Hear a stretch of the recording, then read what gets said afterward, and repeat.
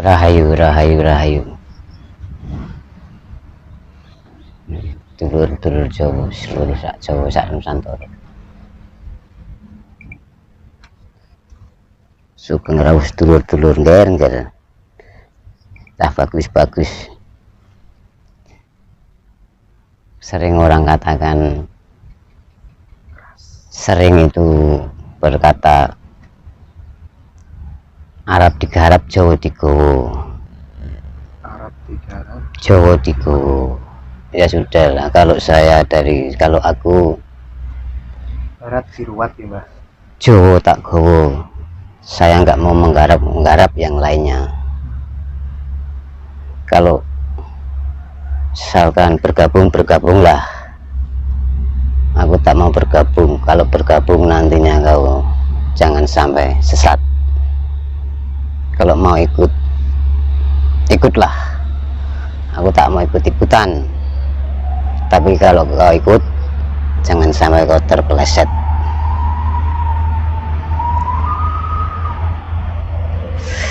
Toh nanti manusia sudah ada tempatnya sendiri-sendiri.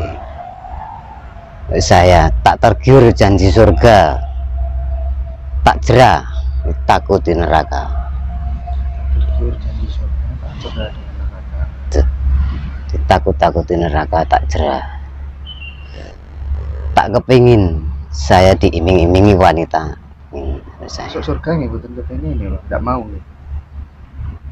Tidak tergiur saya janji surga, wanita. Tak jera ditakut-takuti neraka. Wanita. Saya tak kepingin diiming-imingi wanita.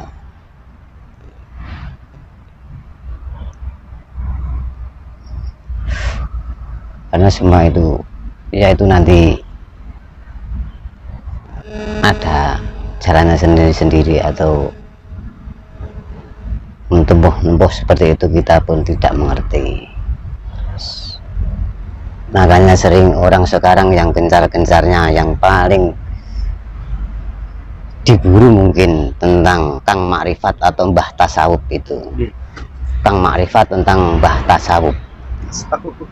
Mungkin yang namanya Kang Makrifat itu di atas tinggi, di dalam bawah. Di atas tinggi mungkin belum sampai puncak, di dalam bawah mungkin belum sampai dasar. Yang namanya Kang Makrifat. Di atas tinggi belum sampai puncak, dan caranya untuk mencapai itu mungkin menyatukan pikiran batin kepada Gusti Allah. Apapun demi Allah, dia hidup dalam Allah dan bersama Allah dan Gusti Allah. Dia mati dan hidupnya hanya untuk Allah. Itulah mungkin salah satu dalam, dan dengan cara seperti itu apa yang dilakukan seperti itu mungkin gernak-gernak yang bagus ini sudah memahami semua. Itulah jalan-jalannya, dan namanya Mbah Tasawuf mungkin itulah puncaknya, dan mungkin itu dasarnya. Dan sebagian perjalanan untuk mencapai Mbah Tasawuf itu mungkin sebagian dari makrifat tadi. Tapi mungkin kalau Mbah Tasawuf itu sudah mati dalam hidupnya. Itu makanya kalau tentang makrifat, jangankan mau menyentuh mendekat yang makrifat itu mungkin sulit, apalagi Mbah Tasawuf. Jangankan mendekat, mendengar suaranya pun mungkin sudah sulit, karena orang seperti itu. Makanya silakanlah mencari orang-orang itu, kadang berburu mencari guru-guru makrifat atau tasawuf, dan menemukan guru yang dianggap itu guru sudah bisa makrifat atau tasawuf, dan guru itu dia belajar mungkin dari sang gurunya juga cari buku-buku dan tidak tahu unsurnya buku, dan akhirnya nanti yang berguru pun akan mengikuti guru itu, padahal guru itu juga dari gurunya dan dari buku, dan buku unsurnya dari mana tidak tahu. Itu keilmuan-keilmuan. Tapi yang sejati mungkin yang saya katakan tadi, makrifat dan tasawuf itu. Makrifat tinggi atas belum sampai puncak, dalam bawah belum ada dasar, dan puncaknya ada tasawuf, dasarnya tasawuf. Itulah mungkin itu dalam aliran Jawa yang sekarang banyak yang menekuninya, itu yang dinamakan itu. Kan sekarang banyak orang-orang yang mencari yang bergencar-gencana itu tentang itu, tapi iya, tentang makrifat, tentang tasawuf, ya sudah, biarlah dia itu. Tapi kalau sampai mendapatkan guru yang baik, yang sejati, ilmu itu jangan sampai digunakan, gunakanlah kebajikan. Kasihan guru-gurunya, nanti gurunya yang kena kutuk kalau nanti ajarannya dipakai yang jalannya tidak baik, itu. Karena dalam saya hidup dan mati pun tak mengerti. Kalau tanya tentang kematian, ya tidak mengerti saya, karena hidup pun saya tidak mengerti, apalagi kematian. Hidup pun belum mengerti, apalagi dalam kematian belum. Kita tidak mengerti. Maka hayati semua hayati dalam hidup kita. Benar dan salahnya pun saya tidak mengerti, karena itu yang saya dapatkan dalam selama hidupku. Cuma mungkin Sang Yang Maha Kuasa yang mengetahui segala-galanya. Gusti Allah kang mau suci, rahayu-rahayu. Maka saya aljabarkan, yang kemarin adalah besok, yang besok sekarang. Itu maksudnya yang kemarin nggak usah pikirkan, yang kita tinggal ini tidak pikirkan. Besok sudah nggak bisa, karena besok tidak tahu kita. Dan besok itu akan menjadi sekarang, pasti. Besok pasti akan menjadi sekarang. Yang ditinggalkan masih, yang depan itu banyak. Yang saya ditinggalkan kita, tugas-tugas dunia itu sudah banyak yang kita tinggalkan, yang tidak terlaksanakan kita itu. Dan masih depannya juga masih banyak kan. Apa mungkin kita menunggu? Dan yang pergi cukup, yang datang habis, mudah-mudahan nanti berapa tahun lagi akan terjadi. Itulah yang pergi ke sana sudah habis, yang datang ke sini juga habis. Itulah berapa tahun lagi, saya tentu waktu itu rahasia-rahasia ilahi, kita tidak. Sekarang juga dalam saat-saat ini kita itu dalam tekanan segala-galanya, mental, batin, keadaan, tekanan adanya virus alam ini, karena ini mendunia. Jangan semua itu kita kait-kaitkan dengan itulah, itu sudah kodrat alam, kodrat ilahi, karena ini mendunia. Kita itu tidak bisa ini dihadapi dengan cara apapun, kecuali dengan keikhlasan, kesabaran, ketabahan, dan kepasrahannya, bahwa ini kita yakin bahwa kehendak ilahi, kehendak Gusti Allah, itu saja yang bikin kuat. Jangan memakai terus ini alasan dengan corona. Jangan, kasihan hamba-hamba Allah juga rasanya ngeri, sudah ketahuan masih disuruh ini. Kalau kita hidup dalam pemerintahan, mungkin yang membuat aturan pemerintahan kita taati karena kita dalam pemerintahan. Tapi kalau tidak, itu dari seseorang atau apa mungkin, bukanlah itu nanti membuat fitnah. Seperti kita hidup dalam pemerintahan, takut taat pada pemerintahan. Kita hidup dalam Allah, takutlah dalam Allah, menurut peraturan Allah itu aja. Peraturan itu apa? Makanya sering banyak juga penganut yang lain mengecoh atau apapun itu, padahal kadang saudara nggak tahu saudara, padahal samalah yang atau yang dibaca atau apanya. Kenapa kok itu saudara kok bertentangan itu loh. Hayati dalam hidup ini dengan kepasrahan corona ini, keikhlasan, ketabahan. Sudahlah, yang terjadi itu sudah kehendaknya. Kita ingat, apapun jadi kehendak Allah, Gusti Allah kang mau suci. Jatuhnya sehelai rambut pun dari kehendaknya tuh. Maka kita tidak tahu dalam simbol, dalam arti disimbolkan, mungkin dari saya memahami sedikit, benar salah juga tidak tahu, maaf saja kalau menyinggung ayat alif lam mim. hanya Allah yang mengerti artinya, itu maksudnya kan. Ya segala sesuatu cuma hanya Allah, manusia tidak bisa mengesahkan itu benar dan tidaknya. Maka yang namanya kebenaran itu mungkin di dalam kehidupan itu belum ada.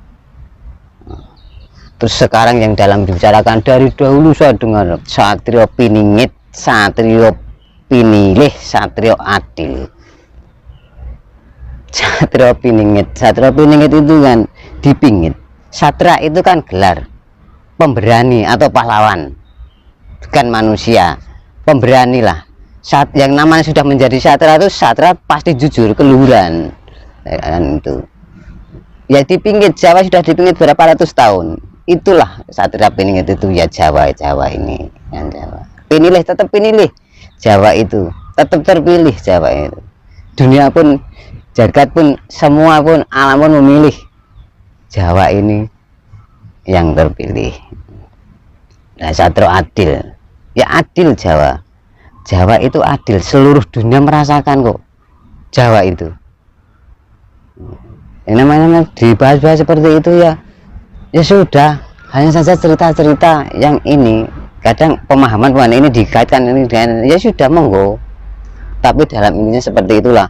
Dan karena kita misalkan kalau satria, kalau ratu adil ya Sang Yang Kuasa, Gusti Allah Kang Maha Agung yang ratu adil, ya kan. Makanya kadang kekuasaan pembela kebenaran, karena kuasa, karena kaya, salah pun dibela menjadi benar, iya kan. Iya, karena kekuasaan, karena itulah kebenaran yang salah fatal itu bagiannya.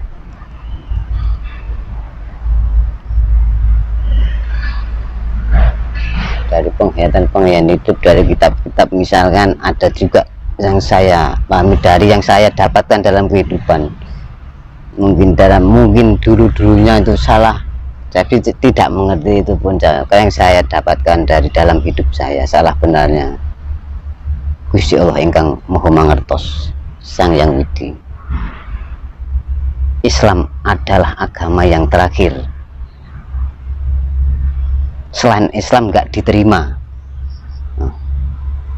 Maksudnya Islam ini agama yang terakhir, selain Islam nggak diterima. Kalau nantinya ada lagi agama selain Islam di bawahnya ini nggak diterima, yang bikin manusia, maksudnya begitu. Tapi dipenggal aja, makanya setelah kalah para ahli-ahli kitab. Jadi diayati bener, jangan nanti terpeleset. Karena dulu-dulunya kan mungkin ajaran-ajaran nggak ada pendidikan, ada surah penangkapan atau alatnya dikasih seperti itu, penangkapannya seperti ini, digaranya agama lain nggak diterima. Terus nggak terima kemana? Itu kan hamba Allah gitu loh. Terus namanya kitab kan itu nama bahasa mana nggak ngerti, tapi kitab kan buku, ayat kan tulisan, dan buku-buku yang dahulu itu menjadi satu, jadilah satu, bukan menjadi satu yang terakhir maksudnya. Jadi itu untuk rukun satu itu hamba-hamba saya, dan ikutilah nabimu sendiri-sendiri. Nabi itu adalah tauladan kemuliaan hati, tauladan Nabi itu kemuliaan budi luhur pakarti tingkah laku. Maka ikutilah kemuliaan hatimu menurut keyakinan hatimu yang sesungguhnya, kemuliaan hatimu yang sesungguhnya itulah nabimu. Ikutilah nabi keyakinanmu sendiri-sendiri. Makanya dipenggal akan ikut nabi sendiri-sendiri. Iya, nabi kita sendiri, kemuliaan akhlak itu maksudnya begitu. Itu ajaran-ajaran budi luhur, ajaran-ajaran Jawa sejati. Mungkin seperti itu, dulur-dulur rayu-rayu ada pemahaman lain sumonggo. Karena Jawa itu berjuta, nggak ada batas aliran, banyak sekali unsurnya itu. Tapi nek dikengken ringkes ajaran Jawa menurut jenengan apa, Pak? Nek jenengan dikengken ringkes, intinya, perasaannya, santannya, bahkan minyak kelapanya kalau perlu, apa? Jawa itu kalau diringkes disatunya seperti kelapa dikupas, diambil santannya, sampai diparut itu kan sudah sakit kan. Misalkan kita mengelupas kelapa, itu kan sulit kita untuk mendapatkan santan. Tapi setelah menembus kulit batoknya, kadang orang pental balik karena keras. Mana mungkin bisa mendapatkan santan, harus beras. Makanya dengan memeras batin perhatian marah dalam keprihatinan kita mendapatkan petunjuk santan. Nah, intisarinya ajaran Jawa adalah pari budi luhur dan kesatria. Ajaran Jawa itu adalah budi luhur, ringkasnya budi luhur. Kabecikan, kalersan, keutamaan itu Jawa itu seperti itu ajaran-ajaran itu. Kalau keilmuannya itu ya tergantung yang memakai ilmu itu, apapun ilmu dipakai untuk nggak baik jadinya mungkin juga nggak baik. Ilmu apa saja dipakai baik jadinya baik. Dikatakan kalau nggak baik hitam, kalau baik putih. Kita punya ilmu baik, apapun dibuat nggak baik kan jadi hitam. Maksudnya hitam itu ilmu hitam katanya. Itu kan sebut-sebutan orang-orang, singkat saja kan gitu. Ya itu tadi makrifat dan tasawuf. Jangankan untuk menyentuh dalam keilmuan jalur-jalur ke situ juga ada yang bisa menemukan itu dalam teori-teorinya. Nanti pempraktekannya lain-lain kita mendapatkan. Misalkan panjenengan setunggal kula kei ABC juga ABC semuanya, kamu jalani juga kan hasilnya makrifat juga lain kan, tempat kita kan lain. Terganggunya pikiran atau batin kan lain. Itu menyatakan pikiran kepada Gusti Allah juga, apa yang dilakukan segalanya untuk Gusti Allah itu disimbolkan dalam, mungkin kalau dalam pendidikan nyata mungkin makrifat itu dosen, rektornya mungkin tasawuf gitu aja. Mungkin itu kan sulit menemu, jangan mendengar suara rektor. Nah itu aja itu dalam ini ajaran-ajaran mah. Berarti semedi itu namung jalan gitu. Tujuannya budi luhur. Budi luhur, semedi apa itu budi luhur? Makanya dalam leluhur dulu itu bersuka bersemedi, keprihatinan semedi, keprihatinan itu semuanya itu keprihatinan. Kita sakit, kita apa, maka semuanya itu anugerah atau peringatan kecil. Kalau ujian cobaan itu Allah nggak pernah menguji, nggak pernah mencoba, itu peringatan atau itu anugerahku. Allah, Gusti Allah yang maha kuasa, yang maha pemurah, engkau nggak ada sifat pelaksanaan AC itu pasti memberi jalan terbaik bagi kita. Seandainya ini tidak akan ginikan, sudah. Kalau orang sudah sakit karena mati, kalau ini tidak diambil mungkin dampaknya ada lain. Keluarganya, hartanya sudah habis, ini sudah mengeluh, ini nggak sembuh-sembuh, sudahlah tak ambil, mungkin itu sekolahnya seperti itu. Maka semua hak mutlak Allah Sang Yang Kuasa, Gusti Allah ingkang Maha Suci, ingkang mangertosi sedaya lelampahan tiang agesang. Hidup dan mati sudah ada tempatnya sendiri-sendiri.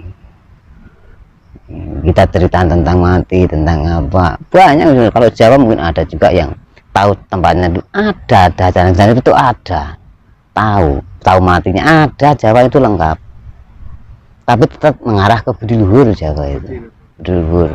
Anda pastor ngalah ngalih sabar nerimo, itu ajaran-ajaran Jawa pasti ke situ. Berarti sama halnya orang Islam disuruh sholat, sebenarnya sholat ya jalan aja, tujuannya ya iya baik, ya, terlalu baik semua. Makanya ajarannya tetap baik semua, tetap semua. Yang diajarkannya mungkin ajarannya baik, tapi yang diajarkannya mungkin meleset. Ajarannya tetap baik, agama semua agama. Maka kalau orang beragama masih membenci agama lain, ya bagaimana mungkin? Ya tidak kan, itu hamba-hamba Allah kok. Itu tak beragama, malahan kalau beragama saling menghargai, itu hamba Allah, rukun. Panjang salah kenapa diizinkan sama Tuhan? Nah sudah, kalau memang kesalahan-kesalahan itu nggak boleh dilakukan di dunia dimanapun, sudahlah, doakan saja, mintakan, doakan meminta, mungkin jaluk. Ya Gusti Allah kon sing elek-elek iki kan jipo, tetap ada yang jelek lagi, nggak ada, tetap ada yang jelek. Sing elek entek, sing apik tetap ono sing elek jian, nggak mungkin. Makanya dalam setiap masih hidup tetaplah salah. Apalagi yang paling berat itulah yang mengaku benar, merasa benar, apalagi membenarkan orang yang salah. Wah, itulah dampak-dampak efeknya. Makanya jangan mengatakan kalau tidak mengetahui, jangan bercerita kalau tidak mengalami. Itu nanti bisa-bisa, nah bisa-bisa itu kalau sudah haknya itu, terus orang bancaan, orang ini dora arek iku ya namanya tidak mengakui. Yang namanya kafir kan tidak mengakui, Kafir kepada Allah, tidak mengingkari Allah. Kafir dengan adat, berarti kan tidak mengingkari adat, gitu aja. Mungkin adatnya Jawa kadang jadi urare itu tidak mengakui kan, berarti itu kafir pada adat. Itu aja. Kafir pada Adat. Nah, kafir pada Allah, tidak mengingkari Allah, gitu aja. Kan sekarang sudah, makanya Jawa itu wajib semua, mati wajib, hidup wajib. Sunat sekarang sudah laki-laki itu bukan namanya sunat khitan kan, tetak itu. Ya semua laki-laki.